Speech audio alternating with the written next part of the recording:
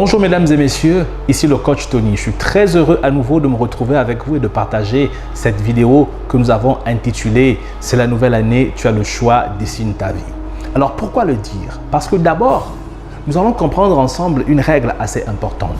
Toutes les personnes qui ont réussi dans leur vie ont réussi parce que dès le début, elles avaient une vision bien précise de ce qu'elles voulaient devenir. Alors, elles ont cru pleinement. Toutes les personnes qui ont réussi dans ce monde avaient au départ une idée. Elles avaient au départ compris qu'il fallait qu'elles aillent de l'avant. Alors, nous allons nous inspirer d'un grand livre de la sagesse qui n'est rien d'autre que le livre de la Bible. Plus précisément dans le livre de Job, le chapitre 3, le verset 25. Alors, je fais une lecture pour vous. Il est dit dans ce passage, « Ce que je crains, c'est ce qui m'arrive. Ce que je redoute, c'est ce qui m'atteint. » Alors, voyez-vous, ce passage est assez particulier dans ce sens qu'il nous amène à comprendre que le sentiment que nous avons sur une pensée, le sentiment que nous avons sur une idée, a la capacité d'attirer son équivalence physique sur notre vie. Ça veut dire quoi? Ça veut dire que toutes les pensées que vous avez, si vous pensez dans votre vie que vous êtes malheureux, que vous êtes misérable, que la vie est difficile, ne soyez pas étonnés que ce sont les difficultés, que ce sont les problèmes, les complications qui arrivent vers vous. Parce qu'il y a une autre loi qui dit que ce en quoi nous croyons, nous l'attirons vers nous. Alors à partir de ce moment, même Dieu qui est tout puissant ne peut pas se mettre sur notre chemin si nous croyons justement à des choses négatives. Si nous croyons que notre vie est une vie de misère, voyez-vous, vous pourriez prier du matin au soir, votre vie sera une vie de misère parce que c'est ce que vous croyez au-dedans de vous. Et alors, il vous sera fait selon ce que vous croyez. Toutes les personnes ont compris qu'en réalité, la foi en une pensée ne regarde pas si tu es chrétien ou si tu es non chrétien. Si vous croyez en une pensée, vous croyez en une chose de façon profonde, ce en quoi vous croyez a la capacité de devenir une réalité dans le cours de votre vie. Et ça, j'ai eu l'occasion de parcourir l'histoire de plusieurs personnes qui ont marqué le monde. J'ai lu l'histoire de Henry Ford, j'ai lu l'histoire de beaucoup d'autres milliardaires, mais quand vous lisez, ces personnes avaient dès le départ déjà une vision bien précise. Et alors, c'est la raison pour laquelle je verrai avec vous ici quelques étapes pour vous emmener à comprendre que Dieu a tout mis entre vos mains pour que vous puissiez vous-même bâtir la vie que vous souhaitez, que vous puissiez vous-même décider qui vous voulez être et il vous accompagnera. Premièrement, ce qu'il faut faire, c'est d'accepter cette loi, d'accepter cette règle qui vous emmène à comprendre qu'en réalité, il vous sera fait selon votre foi. Il vous sera fait selon ce en quoi vous croyez. Vous serez le modèle et l'image parfaite des pensées que vous avez laissées prédominer en vous. Ça, c'est la grande règle qu'il faut d'abord comprendre. Ensuite, pour avancer, première clé, commencez à choisir au préalable qui vous souhaitez être. Voilà une nouvelle année. Dessinez quel type de personne vous voulez être, quel type de femme vous souhaitez être, que ce soit dans le foyer, sur le plan professionnel, sur le plan familial, sur le plan communautaire. Décidez qui vous souhaitez être. Une fois que vous avez pris la décision, pratiquez ce qu'on appelle la visualisation. C'est-à-dire, voyez-vous comme si vous étiez déjà devenu la personne que vous voulez être.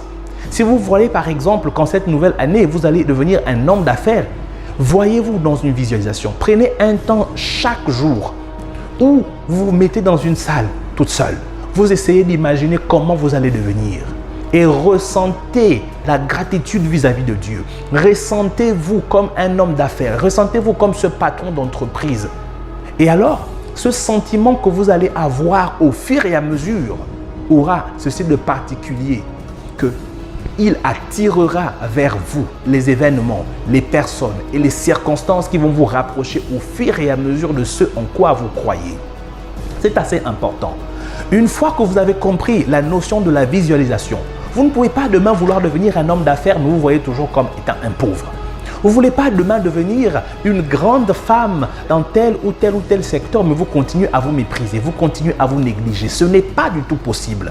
Ce que vous voulez devenir, commencez à vous voir comme étant devenu cela et ressentez-vous comme si la chose avait déjà eu lieu. Parce que lorsque vous le faites, vous allez attirer physiquement les circonstances, attirer physiquement les personnes, attirer physiquement les opportunités pour que vous soyez en marche vers l'accomplissement de cette grande chose. Ça, c'est la grande loi de la visualisation. Prenez un temps chaque jour et faites-le. Ensuite, troisièmement, agissez. Ne restez pas simplement à visualiser, à vous dire oui, je serai, je serai, je serai, je serai. Vous avez fait la visualisation, vous pratiquez la visualisation. Maintenant, passez à l'action. Chaque jour, commencez à poser des actions. Et les actions que vous allez poser, en fait, c'est la manière pour vous ici de prendre tout ce que vous avez visualisé et permettre à ce que cela se réalise sur le plan physique. Ce que vous avez visualisé, pour que cela prenne forme sur le plan physique, vous devez poser des actions en harmonie avec ce que vous croyez. Si par exemple vous croyez que vous allez devenir un grand homme d'affaires, alors commencez physiquement à écrire le projet que vous voulez réaliser. Ensuite, physiquement, agissez, allez-y vers les personnes, allez-y vers les ressources, allez-y dans les milieux des personnes qui sont dans le milieu dans lequel vous voulez entrer. Ça, c'est très important. Ça, c'est la partie physique. Ça, c'est la partie action. Et voyez-vous, cette partie qui embête plusieurs personnes parce qu'elles restent dans des rêveries. Vous allez voir plusieurs personnes dans les églises qui prient du matin au soir et estiment que leur vie changera. Mais en réalité, d'année en année, la vie ne change pas. Pourquoi? Ce n'est pas de la faute de Dieu. C'est parce que ces personnes n'ont pas compris qu'en dehors de la prière, il faut aller maintenant physiquement sur le terrain pour que les choses prennent forme, pour que Dieu agisse. Mais Dieu ne pourra jamais envoyer une personne apparaître dans votre chambre pendant que vous priez et puis réaliser les choses. Non, vous devez aller sur le terrain. Ça, c'est donc la troisième étape. Agissez. Allez-y sur le terrain. Alors, après la partie de l'action, il est important pour vous d'ouvrir maintenant les yeux. Ouvrir les yeux parce qu'il y a des opportunités qui vont s'offrir à vous. Puisque vous avez défini, premièrement, la vision de ce que vous voulez devenir. Deuxièmement, vous prenez la peine de visualiser pour voir qui vous allez être et ressentir cela. Troisièmement, vous posez des actions au quotidien pour que ce que vous croyez se réalise. Alors, quatrièmement, ouvrez les yeux. Parce qu'il y a des opportunités qui vont s'approcher de vous. Et si vous ouvrez bien les yeux, vous allez identifier ces opportunités, les saisir. Et voici comment votre vie progressivement commence à changer. Ces opportunités, ça peut être des personnes qui viennent vers vous, qui vous proposent une affaire. Ça peut être des personnes qui vous apprécient et qui vous ouvrent des portes. Ça peut être une situation où on a besoin de quelqu'un et c'est vous qui apportez la solution. Il est donc important pour vous de comprendre que vous devez ouvrir les yeux et reconnaître l'accomplissement de votre vision, l'accomplissement de vos rêves. Ensuite, cinquièmement, lorsque vous avez ouvert les yeux, vous êtes en alerte, vous regardez partout. Cinquièmement, il faut maintenant ici saisir les opportunités. Vous ne pouvez pas avoir une vision. Vous voulez par exemple devenir un homme d'affaires. Et lorsqu'il y a une possibilité maintenant qui se présente à vous, ou quelqu'un vous dit, il y a tel ou tel besoin, je cherche quelqu'un qui peut pourvoir à ce service. C'est le moment pour vous de dire, je suis là. Et alors vous allez vous dire, mais c'est curieux que une opportunité s'est présentée à moi alors que j'avais moi déjà cette pensée de pouvoir me lancer dans X ou Y service. Ce n'est rien d'autre que la matérialisation de ce en quoi vous avez cru et vous avez ressenti l'accomplissement de cela. Alors cette chose a attiré son équivalence physique. Et c'est cela. C'est la grande question ici que se posent souvent beaucoup de chrétiens. Alors ils se demandent, mais comment est-ce possible que ceux qui ne prient pas réussissent physiquement, matériellement? Réussissent, mais alors que ces personnes ne prient pas, elles ne vont pas du tout à l'église. Pourquoi? Parce qu'il y a des lois que Dieu a établies que quiconque applique réussit.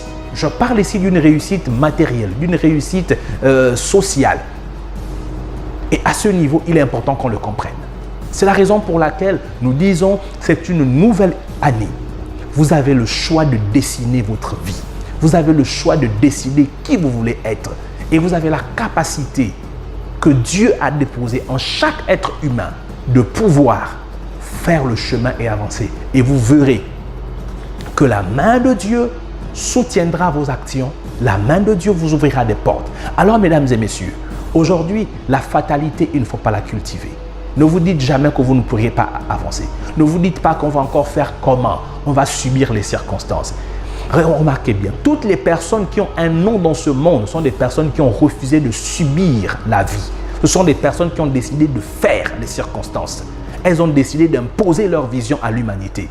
L'entreprise dans laquelle vous travaillez, c'est quelqu'un qui a pensé et qui a refusé d'être employé, mais qui a créé une entreprise que vous puissiez travailler dans son entreprise. Les habits que vous portez, ce sont des gens qui ont eu des idées, qui ont eu des pensées et qui ont décidé de les matérialiser. Bref, juste pour vous dire, vous n'êtes plus obligé de subir les circonstances, obligé de subir la vie. mais vous avez la capacité et la possibilité de créer la vie que vous souhaitez, de la dessiner et de la réaliser. Merci et ne soyez pas des victimes, soyez des acteurs dans cette vie. Merci.